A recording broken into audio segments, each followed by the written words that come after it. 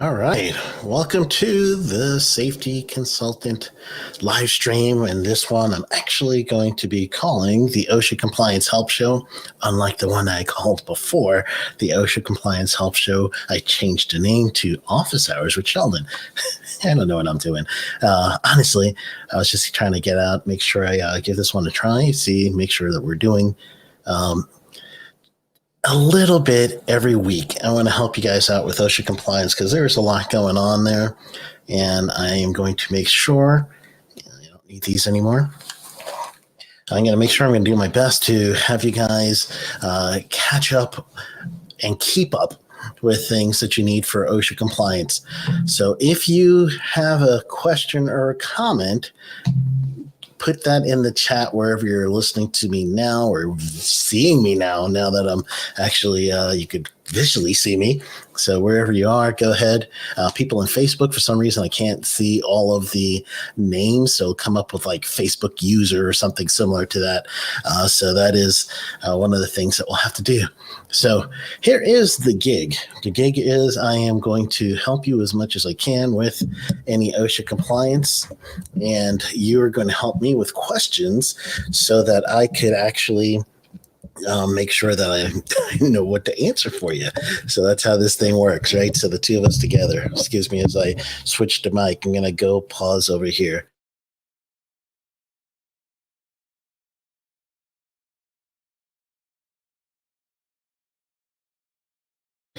All right, good deal. This little thing is bugging me, so I'm just taking it off because honestly, I don't think I need it. It's one of those pop filters. Okay, so if you have not listened to the podcast last week and this week, you could go to the podcast site, safetyconsultantpodcast.com, or just go to the website, sheldonprimus.com, look for the podcast page, and you'll see it there. But the last 2 weeks, I've been talking about OSHA record keeping.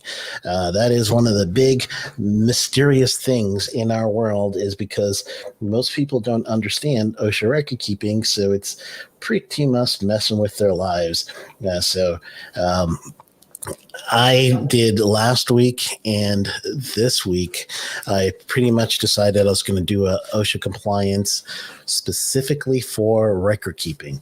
So just again, taking away the mystery of record keeping was what I was doing. So I went over 1904. If you're not familiar, 1904 is that record keeping standard. And it's I'm looking at my board right now because I want to give you guys the ominous. It says, this is the ominous sound. That's people thinking about OSHA record keeping. They get so scared about it. So what I did in the podcast last week is I made sure last week and a week before we went over 1904, and I really went through the list. What I didn't include, which I'm going to include right now, is the wording on COVID-19. So that's what I did not do on the show my podcast episode on last Monday in the week before. I forget because I'm also 5 days a week on Safety FM, so I have to make sure the podcast and the show is actually two different things there. So the podcast was released weekly Monday. I talked about everything with OSHA record keeping that I could think of, and I left out COVID-19 because it's a fluid situation. So I am going to now talk to you a little bit about the COVID-19 aspect of it. So let's take a nice idea, or at least a nice kind of walk around or thought process, let's speak it this way, a thought process that's healthy for us to see if COVID-19, what do I need to do for the record keeping side. So let's go over to OSHA.gov. I'm going to pull it up on my side first, and then I'll share my screen with you guys right after. This is their page. All right, so here comes the share. You're going to see my screen with me. And I'm going to just do this one tab, and it is the coronavirus tab. And this is how OSHA is going to enforce when the emergency temporary standard comes out. It's going to be housed here. You'll be able to see all that. It'll say new on it and everything. So keep an eye on this page, osha.gov/coronavirus. This is going to really, really help you. So let's break down the steps that you're going to need to make sure you're in compliance with record keeping, because truly, OSHA is now enforcing this, and they're enforcing it a lot. They have ramped up the enforcement process. So let's show you right now what is currently in effect with COVID-19. So I'm looking at my screen over here. You'll see me glance down. Record keeping. In record keeping, look at that. This still remains in effect. So what you're looking at over here on this side would be the revised memorandums on what you need to do for enforcing record keeping. I'm looking for the most recent, but generally it's all about last year. So you'll see that in 2020 on over here where you got effective date. So what it would lead you to is going to lead you back to the National Emphasis Program. Is probably the document that you really want to make sure that you have a good understanding of. And looks like this one has some dates on comments. So there's two things on here that we want to really make sure that we're going to understand. So let me flip back, see if there's any chats. Again, if you do need to get an OSHA compliance question answered, I'm here to help you with answering the OSHA compliance questions. Just put it in the chat. If you're not record keeping, that's fine. It's something that you need to get done right now. You got somebody that probably would know it. If not, then I'll refer you to whoever does. But go ahead and put in your OSHA compliance questions here, and I will go ahead and answer them as we can. So let's go back to where we got here with the banners. So if you see this over here, the National Emphasis Program is how OSHA is going to regulate things related to COVID-19. This is a very important document. It's even giving you definitions of what OSHA is going to call close contact, meaning exposure. That's in here as well. So there's a few other things going on. The thing that you want to make sure that you're going to see is the appendixes, and those are going to give you some more information. I'm kind of looking over here as the scheduling protocol and the inspection procedures. That's all up in this one. I like how I say that, right? So that's all in here. And then on the very bottom, what you're going to see here is the primary target industries. That's Appendix A. And then Appendix B is the secondary target industries. And then they'll have a COSHO inspection list, and then a general safety and health inspection precautions for the compliance staff, how they protect themselves, and then any additional references. So I'm going to click on the checklist, and this is truly the compliance officer. If they're going through this gives them a nice little checklist that they can use to make sure that they're going to record the inspection right. So one of the things that they're looking for over here, and I'm going to highlight it, and hopefully you'll be able to see it as well. It says develop a document request letter in advance of the opening conference, meaning before you actually get there. So you're going to develop a document request letter in advance on the opening conference to be provided to the employer during the opening conference. So you're going to do this letter first in advance, and then you're going to also give it to the employer or the COSHO during this opening conference. It's limited to in-person discussion as much as possible. Limit in-person discussion as much as possible. So basically, they're looking to do this by email or by fax if available. But what they're looking for is they want to make sure that all the documents, including that 300 log, is going to get to them, and they want to get it in advance before they get there on the opening conference so they could review it and look over it and everything else. So what this is doing is now they could look you up online, and it's going to be on their website. Let's go back. And I'm going to check, make sure you guys are with me. So I'm going to go to OSHA.gov and we're going to go to the home page. So if you're at home, throw open another tab. Go ahead and do this with me. Might as well. So we're going to go to OSHA.gov. And we're going to look for, we already checked the memorandum here. We checked the National Emphasis Program. There's an enforcement memorandum over here. Again, I'm just going through some of the guidance that I would use to find out what I need to say is OSHA record keeping. Is this virus recordable that this patient, or excuse me, this my customer, no, wrong jurisdiction. My actual worker. OSHA has no jurisdiction over customers, so it's your worker. So what you're looking at in this case is OSHA's jurisdiction, and they're going to end up saying in this enforcement letter, the parameter is going to be, and they'll spell it out for you. So here we go, COVID-19 regulations. Over here, you'll see a couple of the interims. I'm not seeing what I want to see yet. I'm actually looking for, there was a memorandum here on record keeping. There we go. All right, so this is the one. So first thing I do is let's look at the heading, make sure we're in the right place. And it says revised enforcement guidance for record keeping cases of coronavirus disease 2019. So COVID-19. So now that you're seeing this one, we know that we're in the right place. So that's the key. First, you got to make sure you're doing the right regulation. So we're in the right place. So let's keep going a little bit further. The next thing I'm going to be looking for is this archived or not? Is it still active? Oh, you know what? I forget I could do this. Check your chat. I'm going to put this in the chat for you. And I do have a comment with the chat. All right, Steele. Welcome, brother. How you doing? I was thinking about you guys the other day. So Steele's watching old co-worker of mine. All right, so in the chat, you're going to see the enforcement memorandum that I have right now on the screen.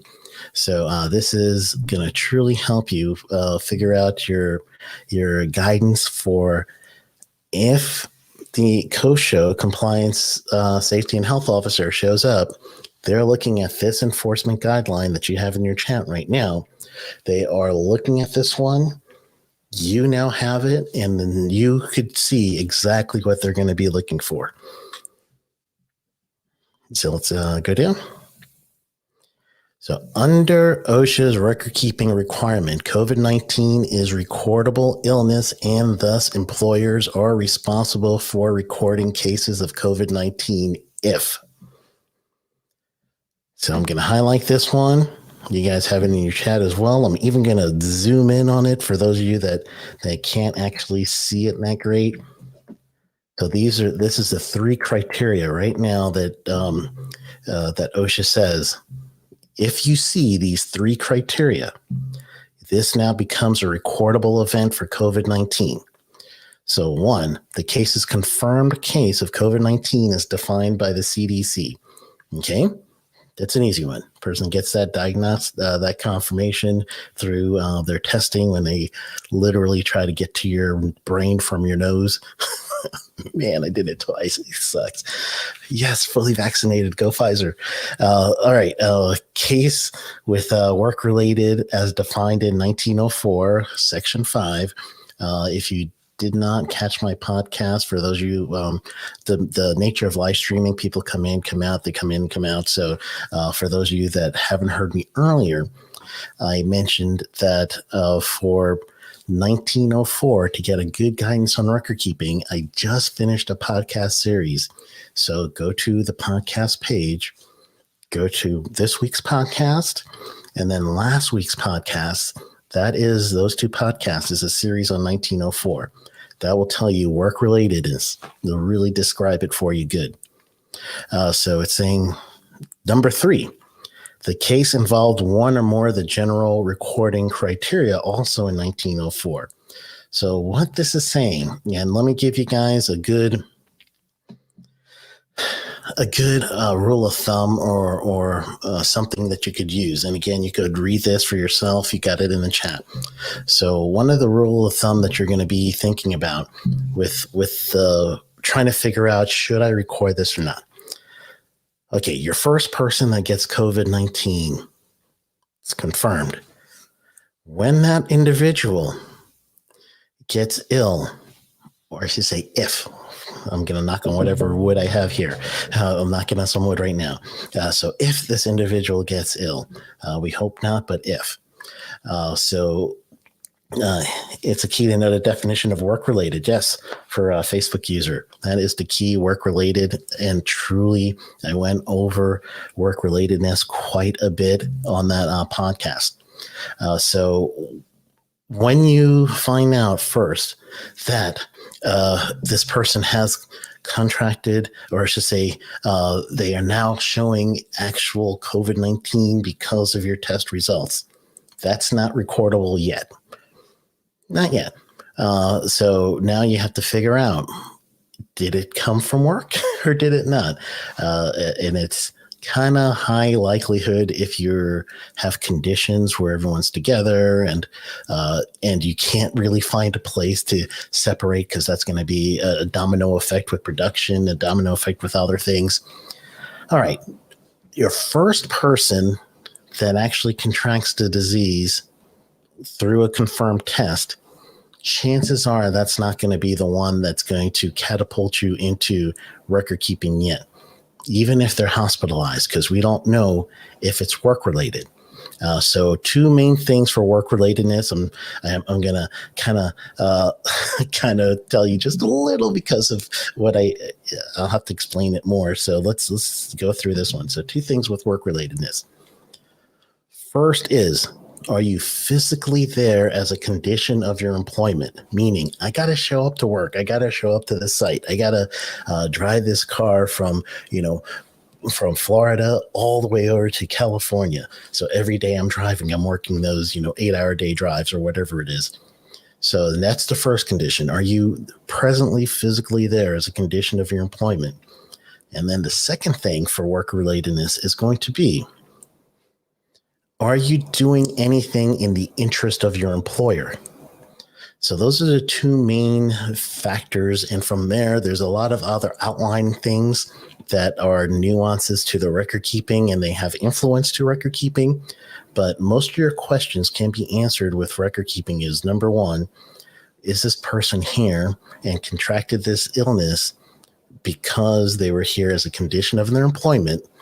Or the other aspect of this is, was the person doing something in the interest of the employer and then contracted a disease? Those two things will generally say it is record keeping, unless there's a known exception out there, unless the person was working outside of their working hours. Another thing that is usual for being not actually recordable would be if it's first aid. If someone's hospitalized, then we know it's not first aid. So what we're kind of butting up against from OSHA is the requirement is, if one person is hospitalized, OSHA needs that call within 24 hours. So if you get that call from someone saying, I can't come into work, or probably not them calling, it's going to be their spouse or whoever is calling and say, Susie can't come to work. She's very sick and we're going to miss a day off or many days off. We'll call you back. So in those cases, it may not be recordable yet. However, when you get your second or your third or your fourth, in those cases, then it now increases the likelihood that it could be work-related, spread by asymptomatic people. So now if you have the second or even a third person who has illness, COVID-19, they miss work, they have a hospitalization or any other criteria for record keeping, now, if you get that phone call from the loved one that says, hey, Susie can't make it because she's got COVID, we'll fill you in on her progress. All right, now you got a recordable event. You just got notified. You need to call OSHA within 24 hours. So that is the big difference between the two. OSHA has been enforcing it they have been enforcing it hard. So you will need to make sure that you keep up with this one. OSHA is looking out for it specifically in that way. So if you do have any questions on this, let me know and I'll do my best. Or if you have a scenario and you want to ask me, hey, Sheldon, as you type, hey, Sheldon, is this thing true or not? What we got? And I'll help you out on that one. So let me give you, let me do this. For you one finger typers over there, I'm going to give you some time to type. What you're going to be typing right now is I want you to think about what situation you currently have, and you want to know, do I need to call OSHA on it? Or even if you want to ask for a friend, wink, I'm asking for a friend. So if you're going to ask for a friend, then that's good too. I'm okay for that. So, you know what? I forgot. I'm asking for a friend. You know, I missed my whole board. I had it all set. Man, I messed myself up. I could even did my laughter too.